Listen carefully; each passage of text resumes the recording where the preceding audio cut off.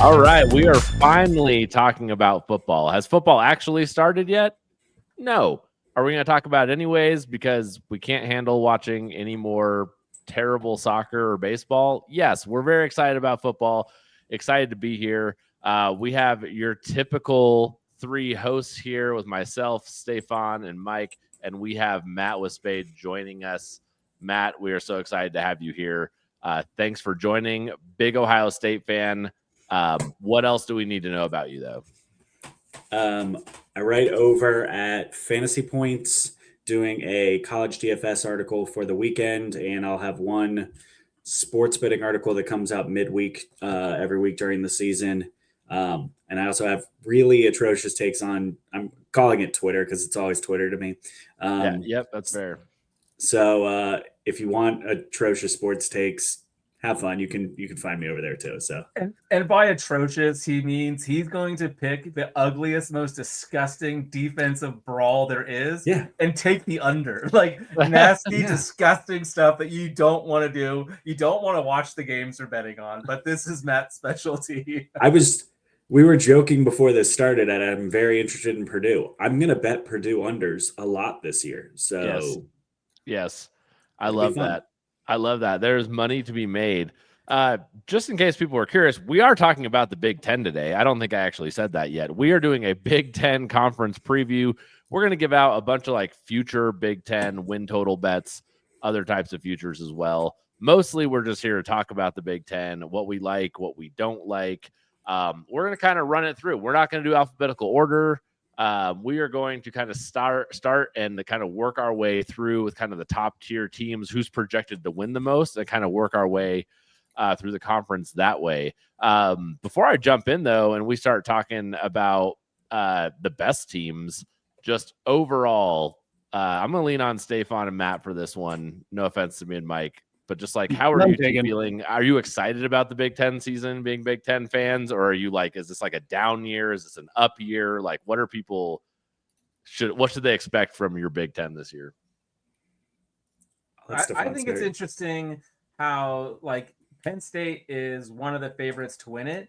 Not so much because they're so great as much as they have the most trusted returning players. Like Drew Alar is coming back. The running back room is coming back. They have new receivers, which could only be a good thing for Penn State. Yes, they lose Tyler Warren. That's a big deal. But, Ohio State, Oregon, they're relying on a lot of different players at key positions. So I think that's one of the storylines that intrigues me. Also, I think this is a pretty top-heavy league. I think once you get past the top four, maybe five, there's a pretty significant drop-off. So, that's kind of my quick take on the Big Ten. Matthew? Yeah. I mean, I think to what you said, Penn State took the model of what Michigan and Ohio State did, which was get as many possible starters back. And you're not necessarily going to be able to keep the first-round players and probably not even like your second-round players. But if you can bring back using the NIL money to get the third-round players and some fourth-round guys who in some years would have gone to the draft, now you are building a team that's going to have a depth of talent that a lot of teams don't, that actually has years of experience. So, I mean, I'm a big fan of what Penn State's going to do this year. I don't know that I would pick them as the favorite to win the Big Ten, and that's only just it's hard to believe in a team when they haven't done it. When James Franklin's their coach, I'm just going to keep hammering that home. But I mean, I think this is an interesting year for the Big Ten because I do think that the elite teams in the conference, or what are the traditionally elite teams in the conference, will have so many new faces at key positions that it might be one of those years where Oregon and Ohio State and maybe even Michigan, you start the year off a little bit slowly. Maybe you have a stumble spot early, but by the end of the year, that's where you see their talent kind of build out. But yeah, I mean, I think you're right. I think it's going to be kind of the same old at the top. And then I think there will be one or two kind of interesting people that kind of break through in the same way that Indiana did last year. I like that you say same old when it's like, I still don't understand how I'm a Big Ten fan now all of a sudden after the Pac-12. But it's like, oh It's yeah, been- Oregon. it Here was we a go. good Let's year. go. It was a good year. But, yeah, I'm with you excited, on that. man. I think we get a couple. I think Indiana actually kind of drops out. We're going to talk about them in this chapter, but I think like Indiana actually kind of drops out. I'm curious to see who steps up. Like, is it Nebraska this year? Is it Illinois this year? Like, who becomes like a surprise Big Ten team? But let's start. Let's get started. Mike, I don't want to cut you off.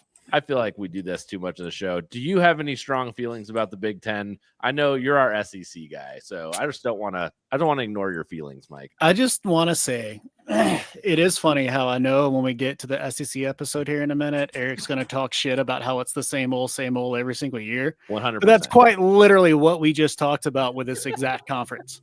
So get out of here with your horse shit. It is the same old. However, it's at least like it's a rotating three. You've got Oregon in the picture now. I like Nebraska this year. I agree. I think Indiana does take a step back. I like Penn State a lot this year for a lot of the reasons that was just said. Jim Knowles coming over from Ohio State, I think, is hilarious.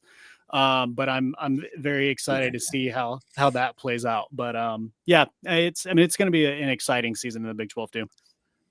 All right, well, let's get into it. Let's start with the projected best team in the Big Ten.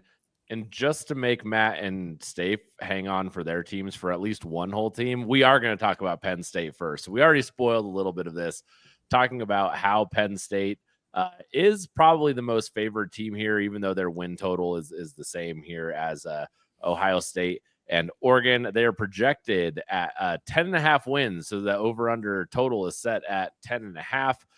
Right now, the over is about plus 106. You get the over for plus money. And you can get the under for minus 130. So definitely more action going towards the under there. We'll see how that changes as it goes. All right, let's kick this off with maybe start by talking about picks and then kind of what you like about this team. Sorry, I want to make sure I'm not missing anyone here on who has picks. I guess Mike, let's start with us two, and then let's have Stefan and Matt do not actually have picks on Penn State. So let's start with us on actual betting picks, and they can tell us why we're right or wrong. Kick us off. All right, let's do it. All right. So here's my whole thing with Penn State, y'all. Like, look, I think James Franklin shits the bed at some point. I think Mike and I can actually thread the needles on our picks. The automatic loss to Ohio State. Automatic loss there. That is like a pain point for them. I don't see them winning that game.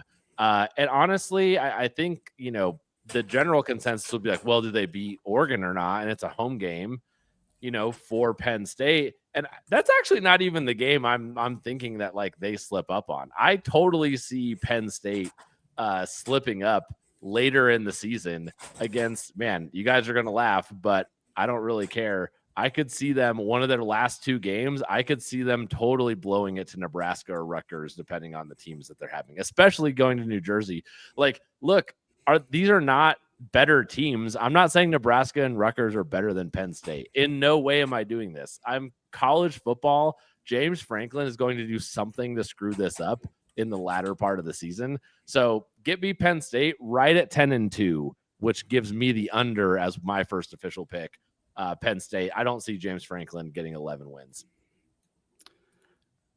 Fine. I can tell you, I have no data or players. I'm just telling you, this is a pure hatred bet. I'm not against making a bet with that logic. We do it all the time. However, who knows Ohio State's offense better than Jim Knowles, right? Like, if anybody is going to be able to put together a game plan to combat that, it's him. They had the best, or they will have the best, in my opinion, running back duo in the country this year. They were already top 5 in offensive efficiency last year. Under a new offensive coordinator, you got a new year with him. Kolonicki's a great play caller. He did great things at Kansas, and now he's got just more time here. The big question is obviously a wide receiver, right? Like, still everybody remembers there wasn't a single reception by a wide receiver against Notre Dame in the playoff last year. But I really do like the 3 wide receiver additions in Pena, Ross, and Hudson, man. They all do very different things. And I think if they can take a step up and really round out this offensive side, I think Penn State could really make a run. There's a lot of turnover at Ohio State. I think this could be the year they take them down. And then, Oregon's the other big game of the year. That's only 4 weeks in for a new quarterback to get comfortable before they play Penn State. So I think that could fall right in line at a good time in their season. So I'm going to go ahead and take them to make the Big 12 Conference Championship. You can get Big that 10. at plus. Big 10, you Big 10. SEC snob. Hey, man, whatever. Big 10 Conference championship game at plus 115. The over's at like plus 106, but if they get 11 wins, they're going to make the Big 10 championship game. They are. So that just feels like the better play to me. So I like that. Well, and in our defense, here's how we thread that needle. If they beat Oregon and then screw up a different team, like I think they will, and Oregon has the same record, then Penn State's going to be in the Big 10 championship game and not Oregon. So that's how we thread that needle. So anyways, Matt, Stefan, tell us why we're wrong or right.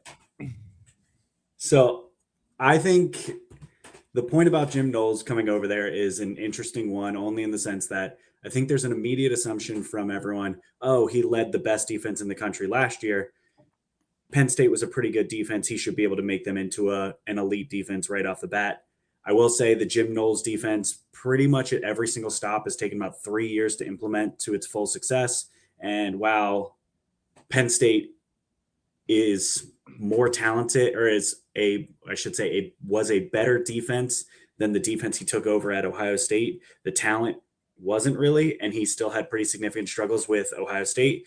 I think they still have, I would say they now have 2 coordinators who have a problem of getting too cute and trying stuff when it's probably not wise, and maybe in Knowles' case, blitzing in a situation when you could probably sit back and just play a standard defense, and then with Koldenicki just doing crazy stuff. I love him so much. So I mean, they have the most interesting coordinator pairing of any team in the country this season, bar none. They should be a whole lot of fun. My lean is Penn State over. I think they win one of the 2 games that matter. I'm a little terrified about them against Ohio State, just because while I don't think who knows Ohio State's offense better, only because he was a guy that locked himself in a closet and just focused exclusively on the opposing team.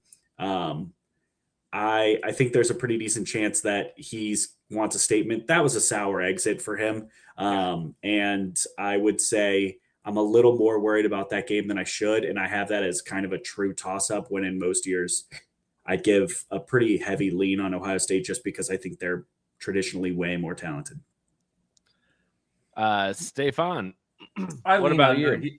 I lean under, but I can't bet it because you've got an all-conference quarterback. You've got like to Mike's point, the running backs. One's the first team Big 10, the other second team Big 10. Like, they're studs. They're going to run the ball an awful lot. They're going to be really hard to stop. But I do still kind of lean under, but I'm not going to actually play it. That is not a problem. Well, Mike and I got you with your first 2 picks here. We're going to move on, though. We have our next 2 teams, the next 2 powerhouses in the Big 10 this year. None of us have picks for. So let's just talk about them. Let's talk about Matt's Ohio State Buckeyes and what that season looks like. Matt, I'll kick us off with, I think that they are going to absolutely curb stomp Texas week 1, but you tell us where you're worried, what you're excited about for Ohio State season. I think they could curb stomp Texas. Nice. I feel validated. That's right. I think that it is one of the possibilities that they go out there and roll Texas. My worry is they're replacing effectively their whole defense. They're replacing a lot on offense, but realistically, their offense this year is, hey, look, Jeremiah Smith is down there. And you have one of the 5 best wide receivers on the planet on your team. Just throw him the ball. It's a cheat code. I mean, I think that's a possibility. My worry about this is you have 1 loss to play with, and they have, I would say, 3 games that feel like toss-ups. Yeah. Because as much as I Texas and Ohio State are the same team. They both lost a ton of talent. They're both breaking in new quarterbacks. They're both probably two of the 4 most talented teams in the country. That's a toss-up game on talent. Yeah, your 3 games, your toss-ups are Texas, Penn State, and I would assume Michigan. Is that right? Yeah. Those are the 3. Sorry, I should you're say good. that. Yeah, those 3 games feel a little bit toss-uppy, and Michigan is going to be they're either going to be very, very good with Bryce Underwood, or they're going to be really mediocre. And frankly, after last year, that doesn't even rule them out. Yep. Right. Yep. That's true. It is going to be tie of the Big Ten. Stefan, y'all don't actually play each other in the regular season this year. So how do you feel like how do you feel about your new arch nemesis, Ohio State, this year? Nothing can replace my hatred for Oregon State and Washington. But I'm happy. You got a new OSU. Yeah, but here I actually do have a play on Ohio State, and it's not on the win total. I actually like playing them to win the conference at plus 190. Essentially, it lets me not care if they win or lose that Texas game, and it comes down to the Penn State game. And I do think they're going to beat Penn State. Yeah. So I like just taking them to win the conference at plus 190. And is that to win the championship game, or is that to win the outright? Like, is there? I mean, I know the answer to this. I'm just going for the general people, which is like, that means to win the conference means you win the conference championship game, right? Correct. Okay, great. And so at plus 190, there's no way that if they get to the conference championship game, they're going to be a dog by more than plus 190, I think you're getting value on it now. Yeah, you're betting very early, but whatever. I like it. I think this is the best team in the country. It pains me to say that, but I think they're going to be just fantastic. I think people were so busy looking at some wide receiver down in the SEC that they forgot to realize that Jeremiah Smith is the actual best wide receiver in college football. I think it's going to be a fantastic season for them. I'm excited to watch them. Part of the reason I like betting on Ohio State is because it's so frustrating waiting for them to lose games because they just don't do it very often. So I am more in the camp that I think Bryce Underwood probably gets shut down towards the end of the season, some phantom injury, and they'll pack him up and wait for next year. I don't think he finishes the year is what I'm trying to say. I think it's going to be a rough season for him. Yes, all the talent in the world, but not his freshman year. And not with that offense. I'm going to go ahead and say that. So that's my play for Ohio State. To me, they're they're my favorite. I'm not picking them to win the playoff or anything like that, but I think they will. I like them too. I feel like you might be able to hang on after that Texas game to hold on to that. I don't know if you need to make that plus 190 Big Ten. I don't know if that number is going to change much kind of in the first couple weeks of the season. Oh, yeah, no. I do like it. Sorry, I did misspeak. Stefan had a pick. I'm looking now, though, and I think I can confidently say none of us have no, we do have a pick for Oregon. Matt gets to start us off talking about Oregon. Matt, tell us about Oregon and your pick here. Look, you didn't skip my pick, but you already skipped me talking about Ohio State. So you want to talk about Ohio? I don't. I have nothing to say about Ohio State. You talk about it. They're good. My only comment is I'm interested to see what the defense does with Matt Patricia coming from the NFL, and if there is any level of overcomplication for the first few weeks as they start to try to figure things out. That's my only thought. I'm done. I like what our friends at the Sports Gambling Podcast said about Matt Patricia is tell me the team that got better when Matt Patricia joined them. You can't really. So that's an interesting topic. He also has the best defensive player in the country on his defense. So he does. That's true. He does. I had to call that out there. All right. Is everyone satisfied with what you said about the Ohio State? All right. Perfect. Let's talk about Stefan's Oregon Ducks, but Matt's going to kick us off with the only pick here. Matt, why don't you tell us about your pick and the Oregon Ducks this year? I mean, their wide receiver room is really sad. They've got a lot of talented receivers. Is out for the year, right? Like that just happened. Yeah. Okay. That was spring ball. He It's patella tendon, or is it Achilles? Something like that. I think it's one a of those knee. two. I think it's yeah. So he's not coming back this year. Real bummer. I think that sort of opens the door for freshman DeCorian Moore to really just jump right in. I would say they have I mean, for as much as their wide receiver room might feel gross, if you go and actually look at the names and then just look at a couple years ago recruiting rankings, Dickey was a 5-star. McClellan was a high 4-star. Kyle Casper was a high 4-star, maybe 5-star. Gary Bryant was a 5-star. And DeCorian Moore is the number 1 receiver in his class. Like, that room has the potential to be ridiculous. Just none of them have played. And I tend to think that's a bad sign. But even then, I'm still taking the over. And my over has everything to do with the fact of they're going to be really good on offense because their scheme is good. They're going to be really good on defense because they have more talent than anybody in the country on defense. I think this is the best defense in the country.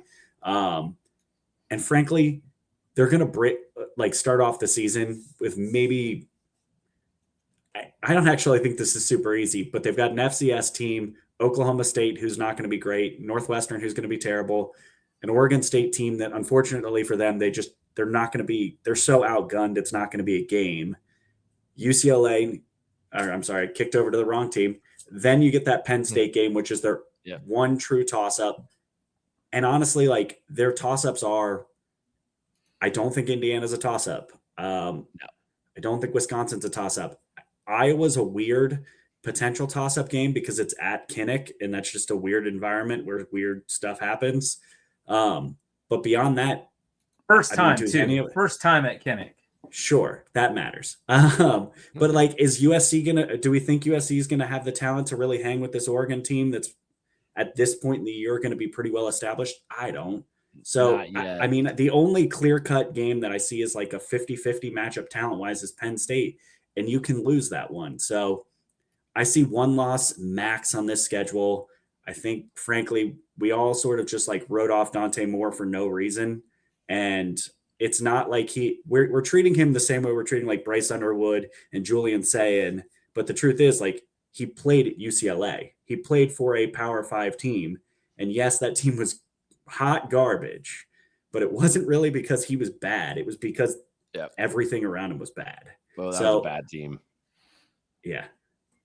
That was rough. All right, Stefan, just so everyone knows, Stefan and I are going to a Friday night in Eugene, Minnesota, and Oregon.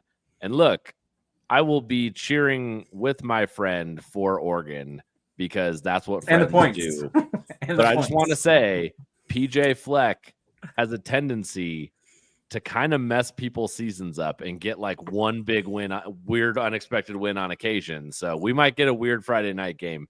Anyways, what's the real take for you on Oregon this year, Stefan?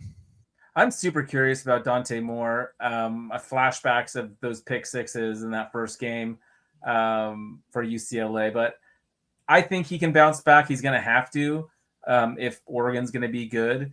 And it's a little bit different. I mean, yes, he committed to Oregon, then he went to UCLA, and then he came back to Oregon. So it's kind of like welcoming home the prodigal son, So I'm happy to do it. I hope he's great, but I am a little bit nervous.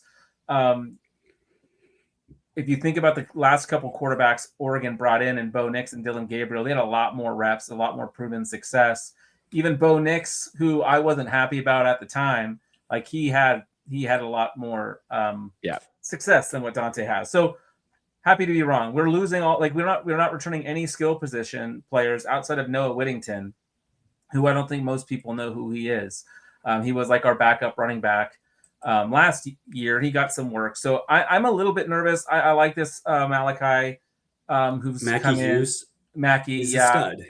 Yeah, but I've not seen it in Oregon before. I'm just saying everyone's different. Everything's changing. I still lean over, but I mean, I could see us losing at Washington at the end of the year. I could see us messing up somewhere else along the way, and then that Penn State game. So I'm not playing it. I do think we go over, but I'm gonna just watch. And hope. Mike is a Dan Lanning fanboy. because of the Georgia roots. So, Mike, tell us about why you're pro Oregon this year. Only thing I have to say is that's the first time I've ever heard Stefan say something positive about his own team. So Yeah, I don't know what to say about that. And I didn't even. Hey, if you want to hear me go crazy, I can talk about the real Uyunglele. Mateo is a freak. That man can play some football. I'm excited to watch him just destroy some offensive lines this year. You also get Bear Alexander, who you definitely didn't pay any money to get. Oh my God. Everyone's paying money at this point. Yeah, but he's the funniest. Mike, why do you love Dan Lanning this year? I got nothing else to add. Everything's already been said. They already said it. Yeah. They're gonna be good. Dante, I mean, yeah, they're gonna be good. Done. So I think we all kind of agree. It feels like a 3-horse race for winning the Big Ten this year. Let's keep going. We're going to stick in a couple more teams that have 8.5 projected win totals in Michigan, Indiana. Let's go ahead. I'm just going to start the Michigan conversation though with pre-show. Matt used the word smash when referring to the Michigan over. And then he said, "Go blue." I don't know where that came from, but he said it. Anyways, Matt. Everyone knows like I would big time never. Michigan homer. Michigan's a really well-run program right now. I hate to say it. Like they know their identity. They play a very specific brand of football, which isn't aesthetically pleasing, but when you know your identity, it sort of leans into you get the wins you're supposed to, and you don't lose the games you're not supposed to. This is another one that comes down to their schedule, which is you have New Mexico and Central Michigan and Oklahoma to start off the year. You're pretty solid bet, guaranteed to be sitting 2-1 there. I know you think highly of Nebraska. I don't. I think they're them and Wisconsin are pretty straightforward wins for this team. I think while Bryce Underwood is the guy that's getting all the headlines, really the big offseason addition of Justice Haynes and I think the emergence of Jordan Marshall as the running back duo for them this year, there's a chance that's a better duo than Penn State's, at least from a talent perspective. They're elite. I can only say this as a guy who was an Ohio State fan who would have walked over broken glass for Jordan Marshall to pick Ohio State during that recruiting cycle.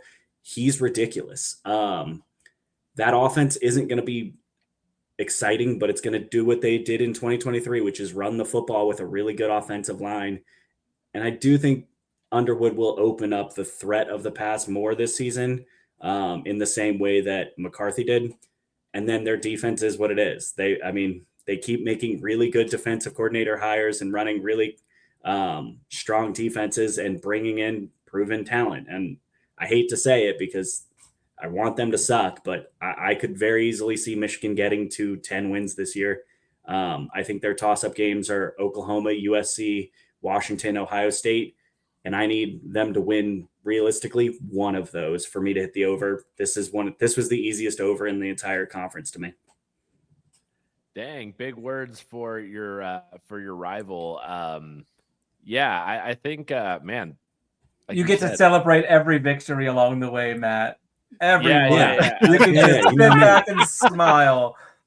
Hail to the victors. I don't have a lot of thoughts on Michigan. I think I am just sitting back, seeing where does Michigan go now? Now that the dust has settled from all the coaching stuff, all the scandal, everything, they won their national title, and then last year's kind of a weird year, and all that stuff. I'm excited just to kind of watch how Michigan settles in. I definitely have some games. I'll be watching Michigan, Nebraska, and I hope you're right, man. I hope I'm going to pick Nebraska overs, but I hope they trounce Nebraska in Lincoln. I've just been there, and they're both going to be 3-0. That's going to be a fun game. But yeah, man, I like it. I like Michigan. So do you think Michigan could sneak into the Big Ten championship game over one of the three teams we've already talked about? I mean, I think there will be a spot on the line in the last game of the season. I think whoever wins Ohio State and Michigan will be one of the teams. That's going to be awesome. All right, Stefan, Mike, any thoughts on Michigan in particular? mean, super curious to see what happens with Underwood this year. Like I said, I don't think he's going to have a slam dunk year. I think he's going to have a very successful career. But I could see it taking a little while. I'm also, I'm not a real believer in Sharon Moore, so he's going to have to prove me wrong before I start buying in. But we'll see. We'll see. I lean under, but especially after that really convincing speech of Matt's, I'm definitely not playing it now.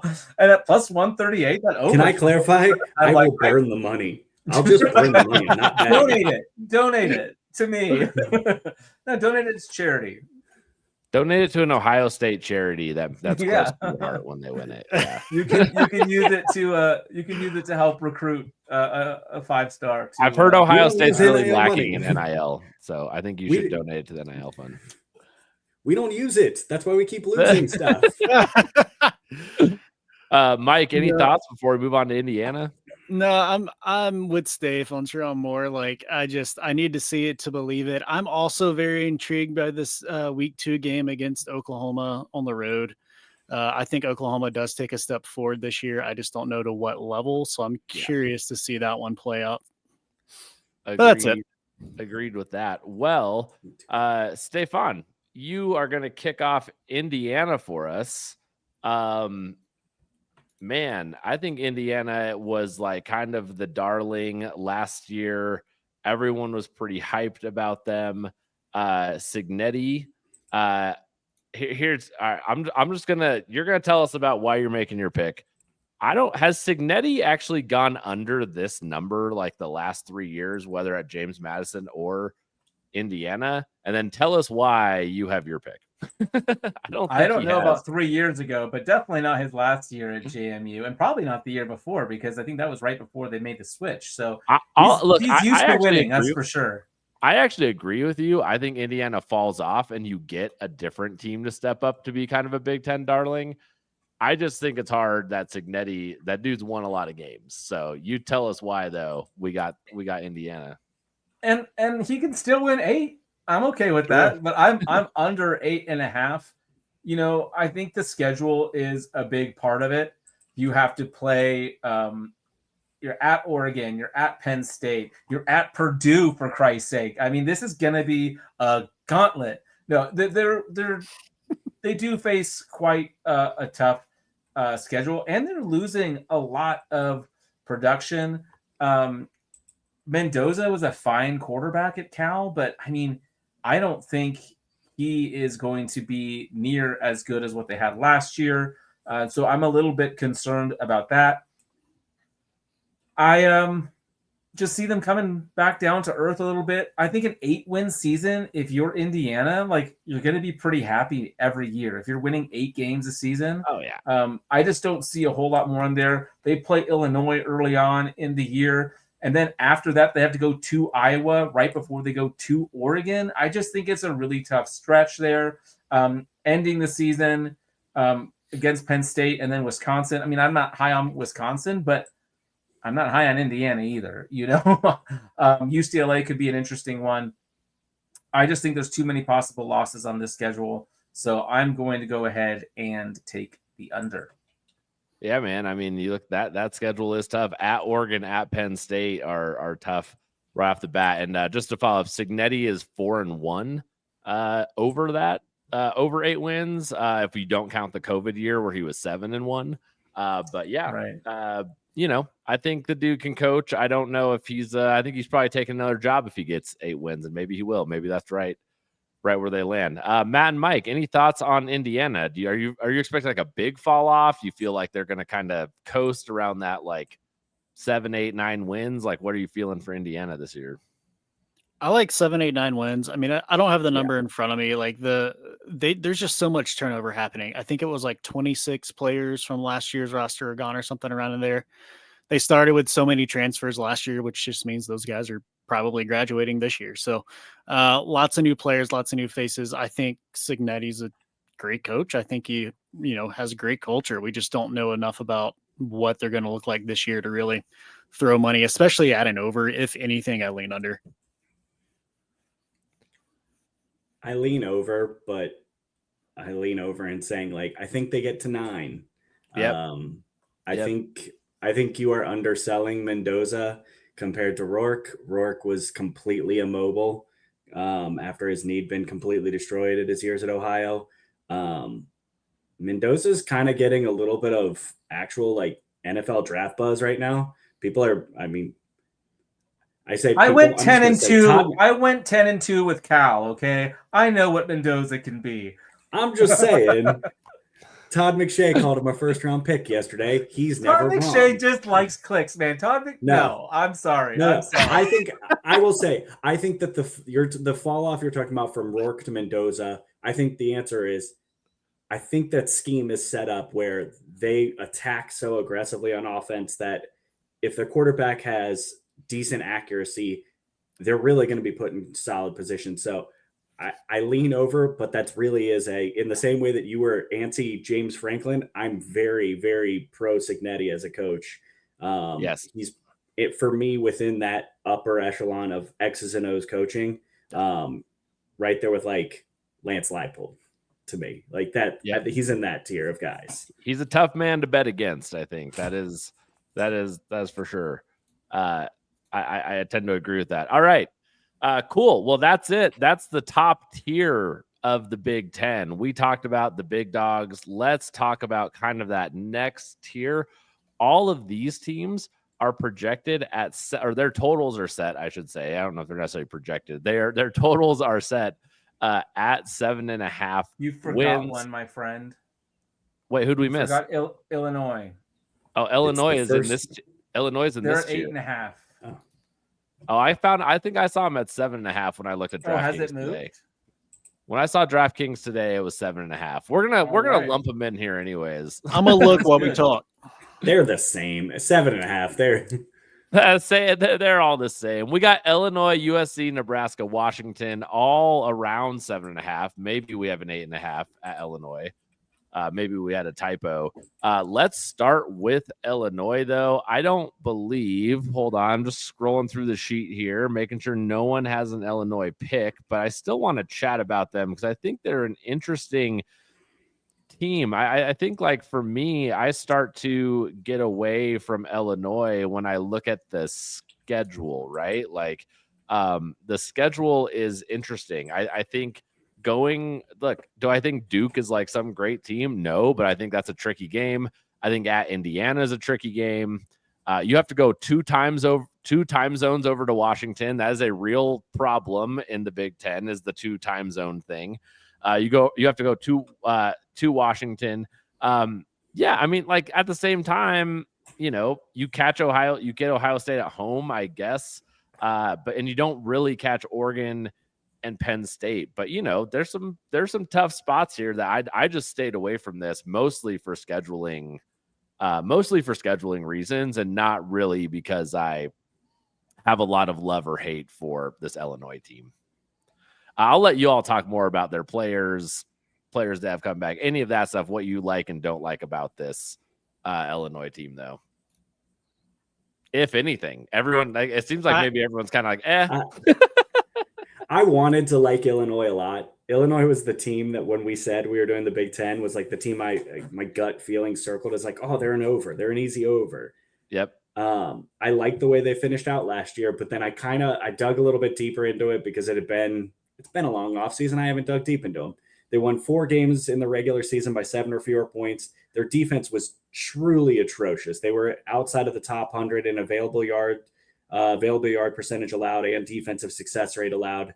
And to really nail that point home, they let up 49 points to Purdue, which is just god awful. Oh, that's the tough stat. Yeah. Luke Altmaier, he's kind of one of those players that the only thing you can really say about him at this point in his career is he's kind of Jameis Winston, and you kind of can't miss him because he's gonna have a moment in the game that you're like, wow, I can't believe he did that. And then you're gonna say about 20 seconds later, wow, I can't believe he did that. That was terrible.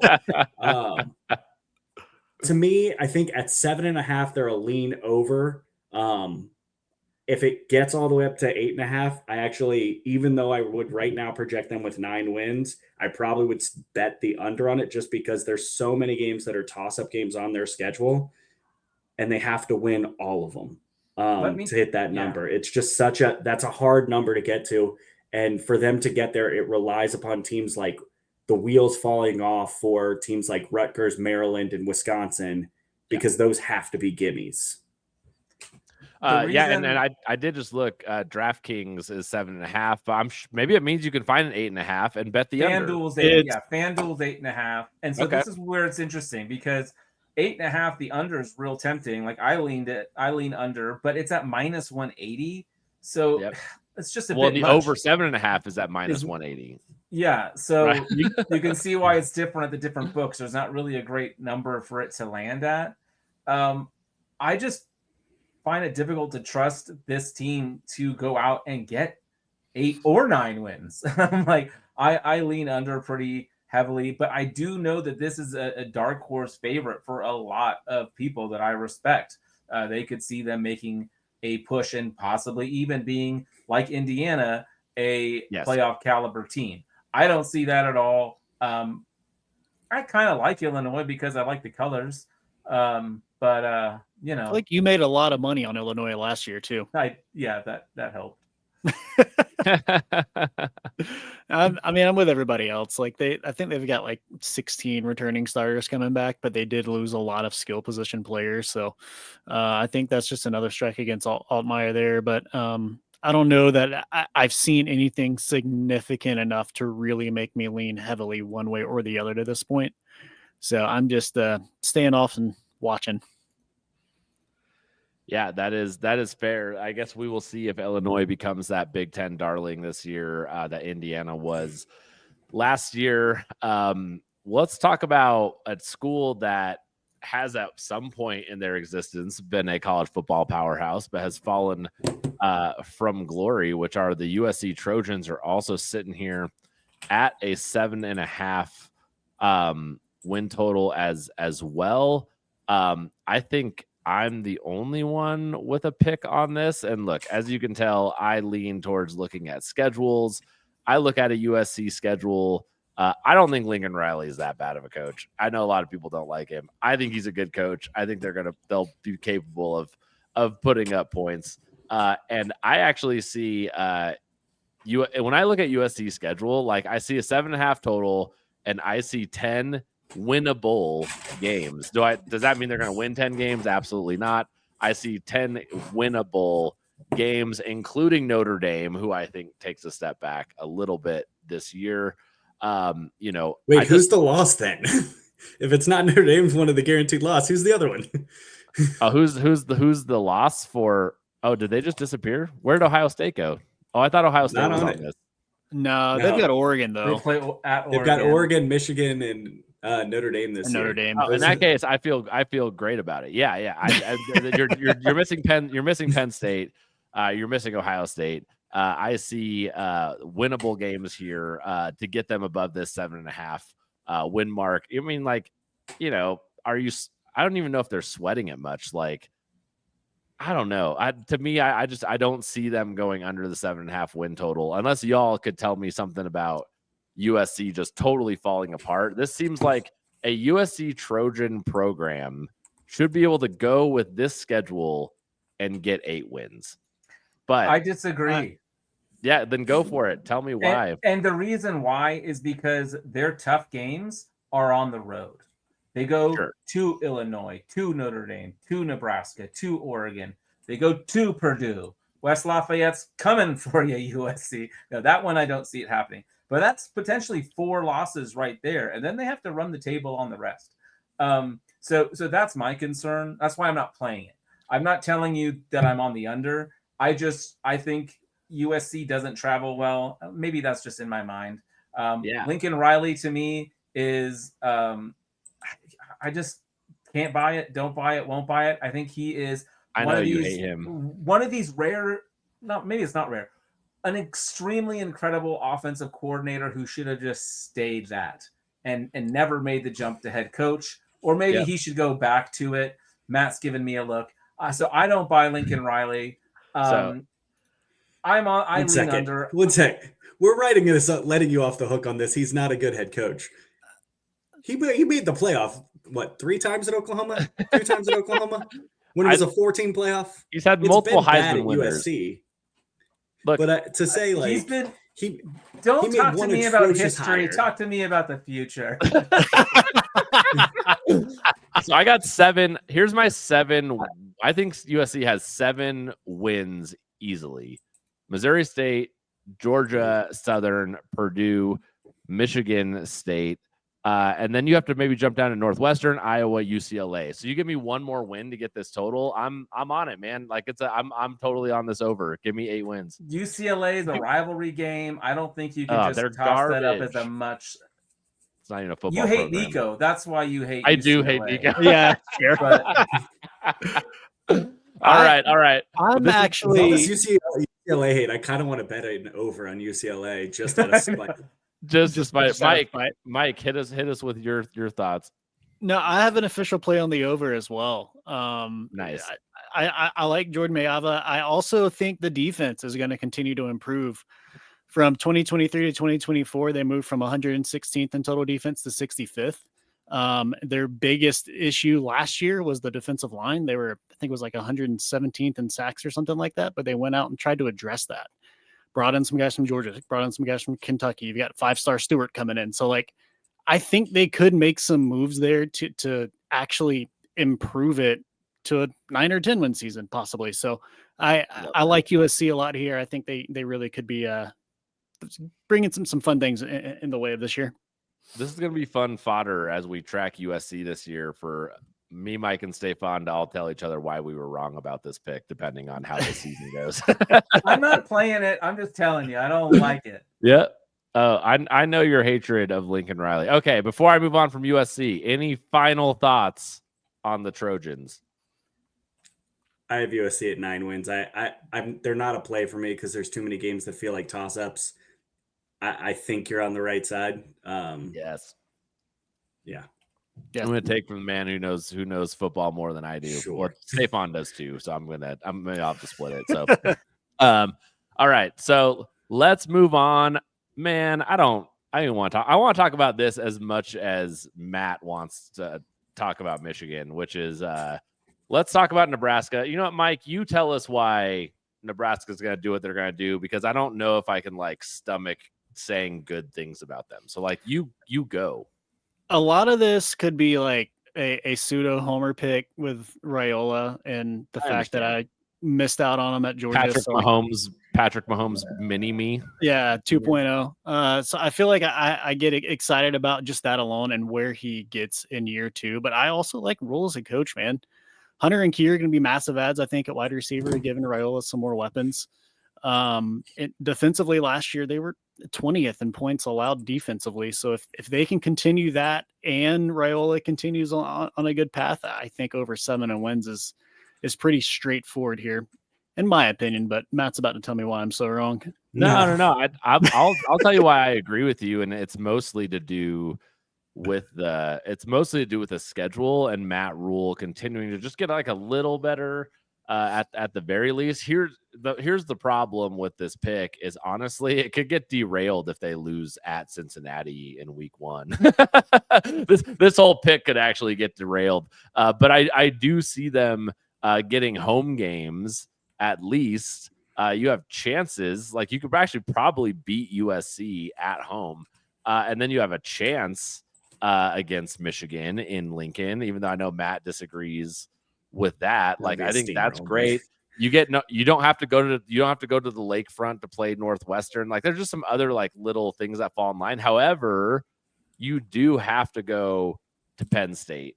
But you dodge Oregon and Ohio State. So this is where I kind of think they're gonna hit this like right at 8, maybe 9 wins in their best season. But Matt, tell us why we're both terribly wrong about this.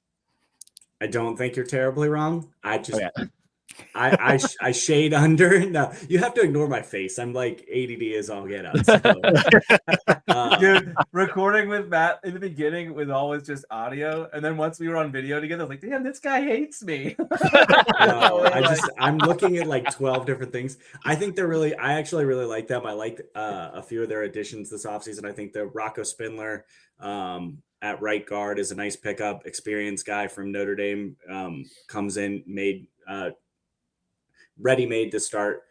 Dane Key from Kentucky. I loved him at Kentucky. I thought that was a really smart pickup. And that should help unlock some stuff for Rayola. And then I actually really do like the Desan McCullough pickup from Oklahoma. I think he's really athletic and could be kind of he's not going to have huge stats, but he can be kind of one of those guys that like makes a 1 or 2 wow plays per game because he is just a freaky athlete.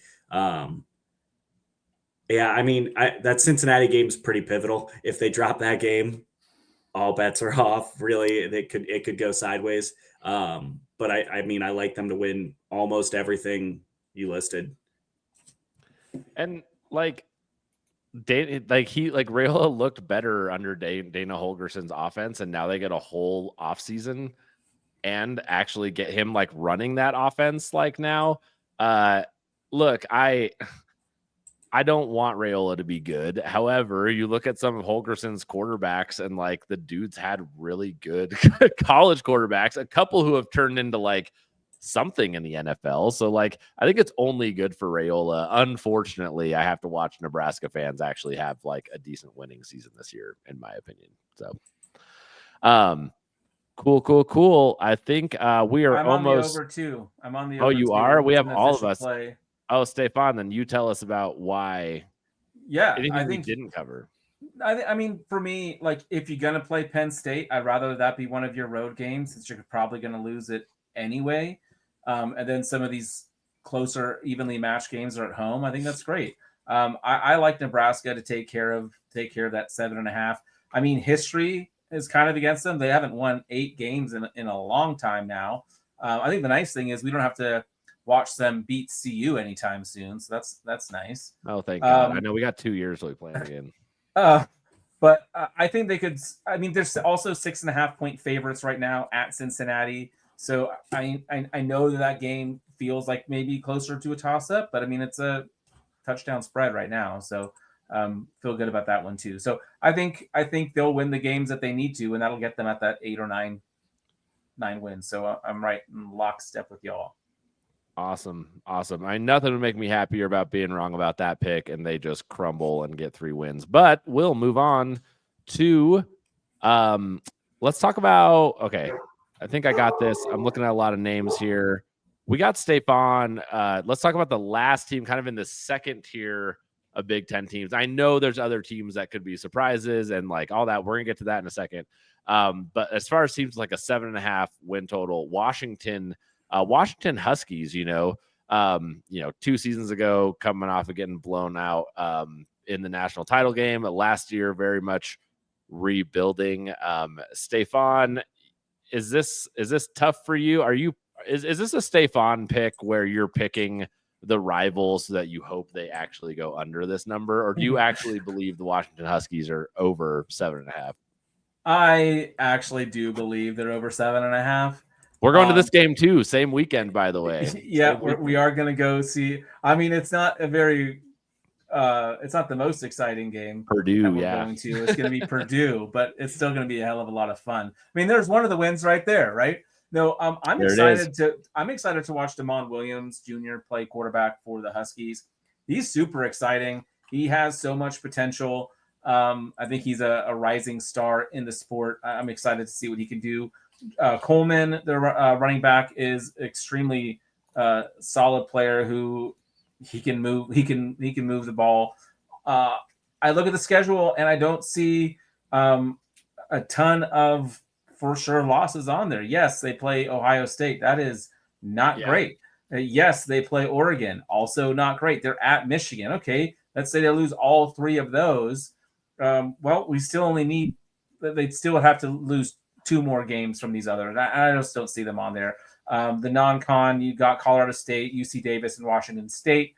I think those will be just fine. Again, Washington State, an old rival, but they're not going to go to Pullman and show up as the team with less talent on the field. So I think they'll start off 3-0, then that 3-1 game after Ohio State. But then I could see them putting up a fight against Michigan. I could see them putting up a fight and beating Illinois. I could see them putting up a fight against Oregon, which is why I have a little side piece action here, Always. gents. Yeah. I'm going to go Washington to make the playoff because it's plus 980. So just I a was like, little quarter unit play plus 980 to make the playoff. I could see them getting in as the third, maybe the fourth team in the Big Ten. I think Washington's going to have a surprise season. If they pull a home upset against Ohio State or Oregon, then hey, man, yeah, why not? Oh, if they do that, that number is going to be like plus 350 or something for them to make it all of a sudden. Yeah. Oh, right. yeah.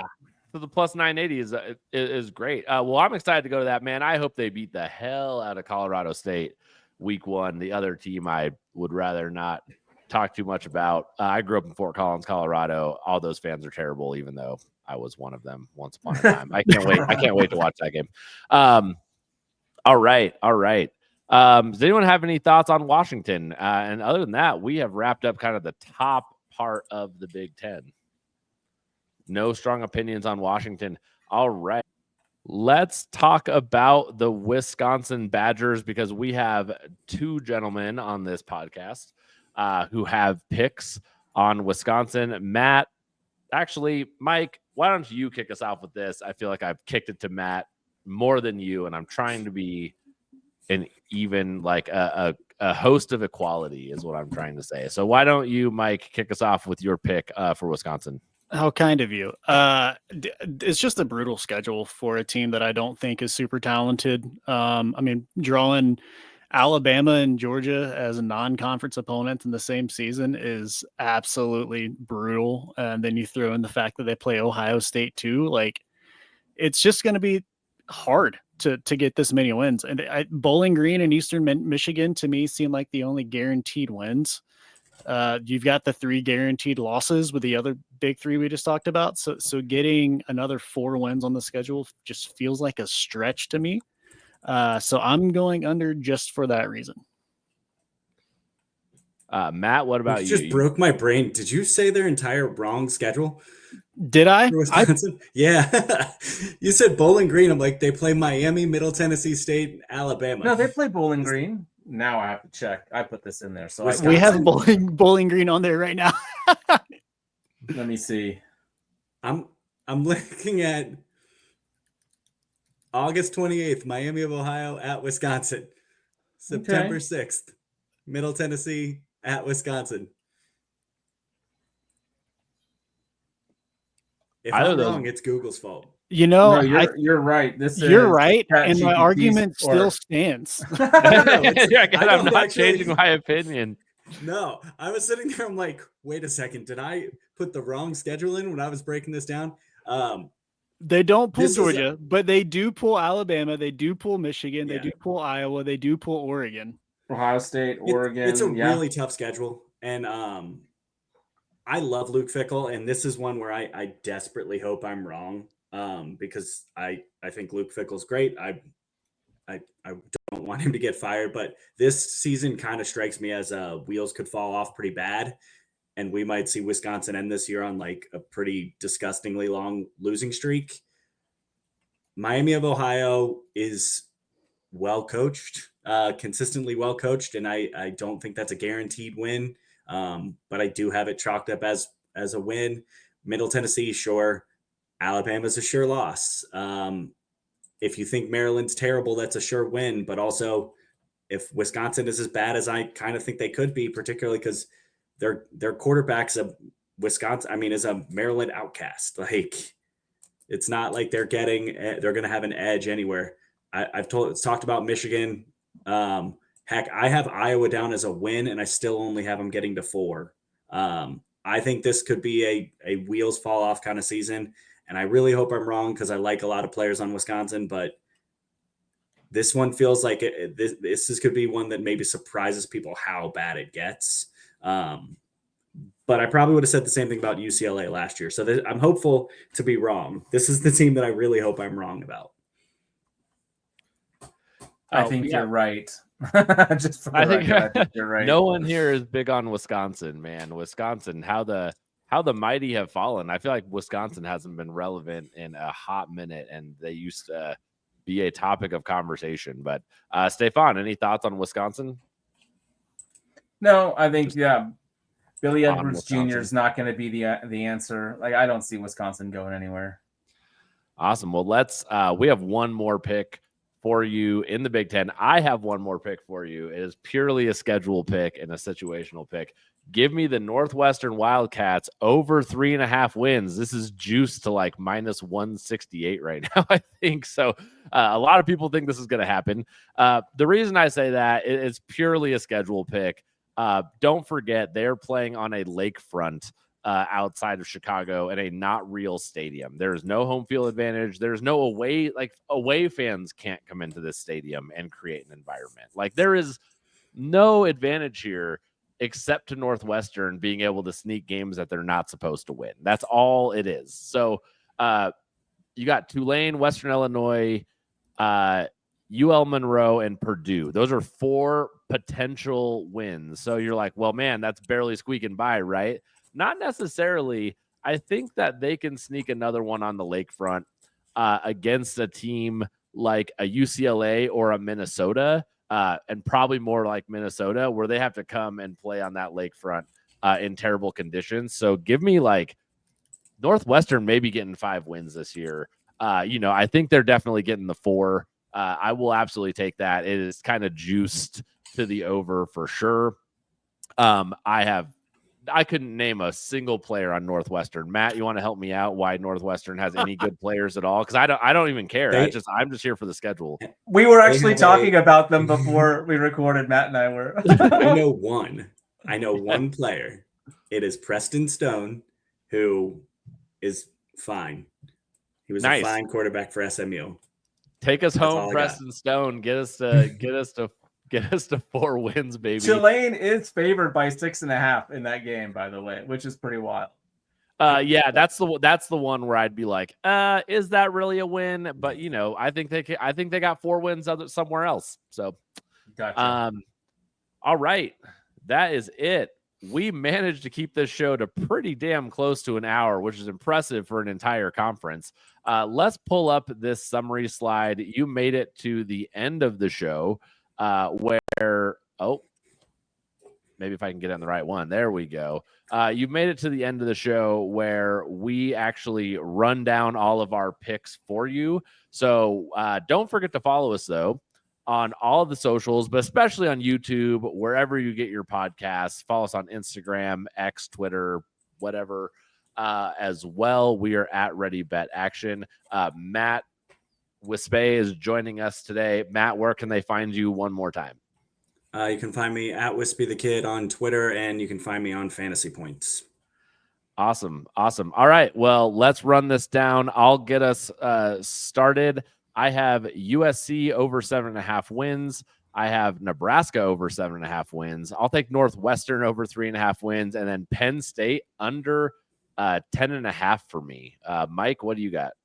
I've got Nebraska also over 7.5 wins. Give me Wisconsin under 5.5 wins. USC over 7.5 wins, and then give me Penn State to make the Big Ten Conference Championship game. All right, Matt. I've never been so happy to not see my picks on this slide. I've got Michigan over 8.5 wins, Oregon over 10.5 wins, and Wisconsin under 5.5. And I hope I'm wrong about all 3. Oh, they're there, but it just doesn't have your name attached to them. So you're welcome. Perfect. Stefan. Yeah, I'm with y'all on that. Nebraska over 7.5 wins. Give me Indiana under 8.5. I'm going to take Ohio State at plus 190 to win the Big Ten. And then for Washington, I'm going to go over 7.5. And then to just make some extra coin, I'm going to go ahead and place a side piece bet on Washington to make the playoffs at plus 980. Plus 980. Love it. All right, we have more conference preview episodes coming, but we are kicking it off with the Big Ten. Excited to see everyone, excited for football to start, and we will see y'all later.